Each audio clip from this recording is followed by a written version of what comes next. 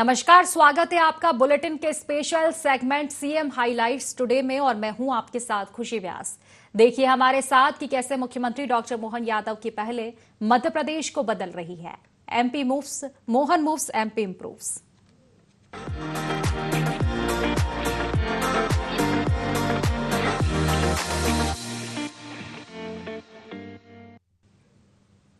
तो Davos world economic forum से लौटे सीएम डॉक्टर मोहन यादव ने इसके बाद प्रेस वार्ता भी की है। तो भोपाल के स्टेट हैंगर पर सीएम ने मीडिया से चर्चा की। उन्होंने कहा कि पीएम मोदी के नेतृत्व में देश आर्थिक तौर पर मजबूत हो रहा है।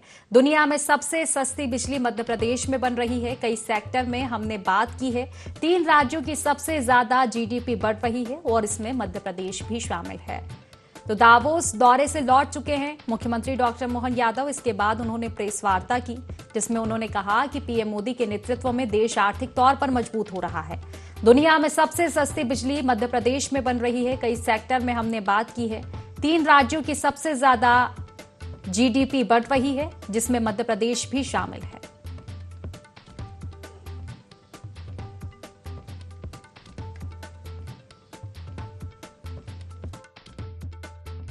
राज्य के अंदर जो बिजली की दर डिस्कॉम जो खरीद रहा है वो न केवल हमारे राज्य में बल्कि देश में बल्कि दुनिया में सबसे सस्ती बिजली हमारे यहाँ हो रही है।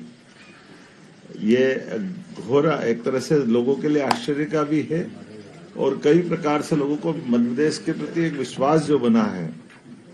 बीते वर्षों में माननीय प्रधानमंत्री के नेतृत्व में भारत ने जो अंगड़ाई ली है और सबसे तेज गति से विकास दर अगर किसी देश की है तो वो भारत की, और भारत के अंदर सभी राज्यों में स्वस्थ प्रतिस्पर्धा के बलबूते पर अपने अपने राज्य के अंदर माननीय मोदी जी के नेतृत्व में हम सब राज्यों के मुख्यमंत्रीगण सरकारें आपस में मिलजुल करके स्वस्थ प्रतिस्पर्धा में देश को सशक्त बनाने के लिए हर कोई कदम से कदम मिलाने के लिए तत्पर है। ऐसे में कई सेक्टर में हमने जब बात की तो मैं बताना चाहूंगा कि आज पूरे देश के अंदर सबसे तेज गति से 3 राज्यों की जो जीडीपी बढ़ रही है उसमें से मध्य प्रदेश एक आया।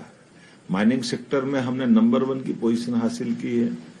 सबसे कम बेरोजगारी वाले प्रदेश में से जो बड़ा प्रदेश है वो मध्य प्रदेश है जिसकी लगभग 1-1.25% के आसपास बेरोजगारी की दर है।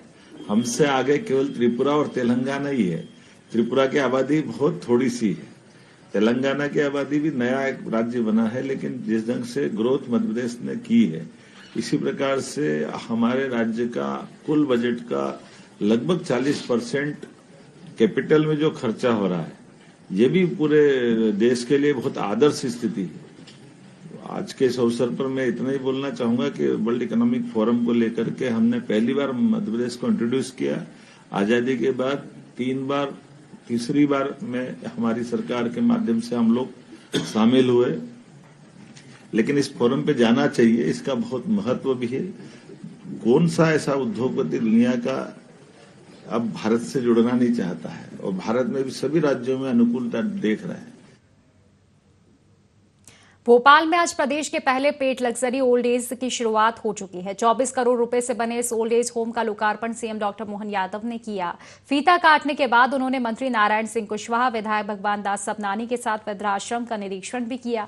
उन्होंने कहा कि यहां बुजुर्गों के लिए डॉक्टर है तो उनके लिए अन्य सारी सुविधाएं भी है। इससे पहले मुख्यमंत्री ने राज्य स्तरीय स्पर्श मेला 2026 के विजेताओं को पुरस्कार और सिंगल क्लिक के माध्यम से सामाजिक सुरक्षा पेंशन हितग्राहियों को 327 करोड़ की राशि भी ट्रांसफर की।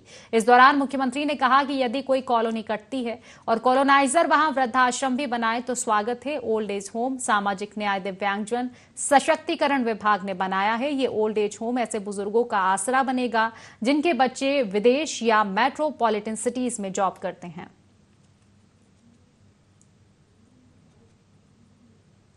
वृद्धजनों के लिए सामाजिक जो हमारा उत्तरदायित्व है उसका समाज कल्याण विभाग ने बहुत अच्छे भवन का लोकार्पण कराया। जोरदार अभिनंदन करें। इस नाते से समाज के प्रति हमारा उत्तरदायित्व और हमारे लोगों के लिए सब सर्व सुविधा युक्त सेवा भारती के माध्यम से भवन का लोकार्पण आज ही के अवसर पर दिव्यांगजन स्पर्श मेला 2026 के विविध प्रकार के पुरस्कारों का वितरण, सिंगल क्लिक के माध्यम से पेंशन वितरण लगभग 450 करोड़ की। हमारे स्वजनों के साथ किसी कारण से वो अपने स्वयं के आवास या परिवार से अगर दूर हैं, बच्चा कहीं बाहर है, किसी और स्थान पे, ऐसे में हमारे बुजुर्ग हमारे साथ रहे और उनको परिवार का माहौल मिले, परिवार का वातावरण मिले। वृद्धाश्रम में जो आवश्यक है डॉक्टरों का इंतजाम, किचन भी बहुत अच्छा है, किचन गार्डन भी अच्छा है, बाकी व्यवस्थाओं के लिए खास करके पंचकर्म से लेके तमाम चीजों को जोड़ करके अच्छी बढ़िया बिल्डिंग बनी। हमारा वृद्धाश्रम लगभग 24 करोड़ की लागत से तैयार हुआ है। अपनी ओर से एक बार फिर बधाई, और इसके लिए भी जितने प्रकार से हो सकते हैं विभाग अभी आने वाले समय में और काम करेगा। ये 5 एकड़ में फैला 12 सिंगल बेडरूम, 22 डबल बेडरूम, कुल 34 कमरे, जिसमें 56 बुजुर्ग इसमें आराम से रह सकते हैं। और इसमें भी एसी कमरे, टीवी, फ्रिज, गर्म ठंडा पानी, निजी बालकनी, वो सब कुछ देने का प्रयास किया जो एक परिवार के लिए आवश्यक भी है। मुख्यमंत्री डॉक्टर मोहन यादव ने कहा कि राज्य सरकार आगामी बजट में समाज के सभी वर्गों को लाभ पहुंचाने के लिए ठोस और व्यावहारिक प्रबंध कर रही है। बजट को समावेशी बनाते हुए विकास की गति को और तेज किया जाएगा। इसी के साथ सीएम ने बताया कि दावोस के परिप्रेक्ष्य में आगामी बजट में किसान कल्याण वर्ष और उद्योग और रोजगार वर्ष को केंद्र में रखा जाएगा। किसानों की आय बढ़ाने, औद्योगिक निवेश को प्रोत्साहन देने और रोजगार के नए अवसर सृजित करने पर विशेष फोकस रहेगा। डॉक्टर मोहन यादव ने कहा कि हाल ही में हुआ दावोस दौरा राज्य के लिए अत्यंत सफल रहा। से हमारे विभाग में आगामी समय में बजट आने वाला है। हम प्रयास कर रहे हैं कि सब प्रकार की व्यवस्थाओं के बलबूते पर आने वाले समय में बजट में दावोस के परिप्रेक्ष्य में किसान कल्याण वर्ष सहित उद्योग और रोजगार वर्ष में सभी प्रकार का लाभ मिले, इस पे हम काम कर रहे हैं। मेरी अपनी ओर से बहुत बहुत बधाई। खास करके दावोस में हमारा बहुत सफल दौरा रहा और आने वाला बजट इन सारी बातों के लिए रहे। तो मुख्यमंत्री डॉक्टर मोहन यादव ने कहा कि राज्य सरकार आगामी बजट में समाज के सभी वर्गों को लाभ पहुंचाने के लिए ठोस और व्यावहारिक प्रबंध कर रही है। तो बजट को लेकर समावेशी उन्होंने बनाते हुए विकास की गति को और तेज किया जाएगा। इसी के साथ सीएम ने बताया कि दावोस के परिप्रेक्ष्य में आगामी बजट में किसान कल्याण वर्ष और उद्योग व रोजगार वर्ष को केंद्र में रखा जाएगा।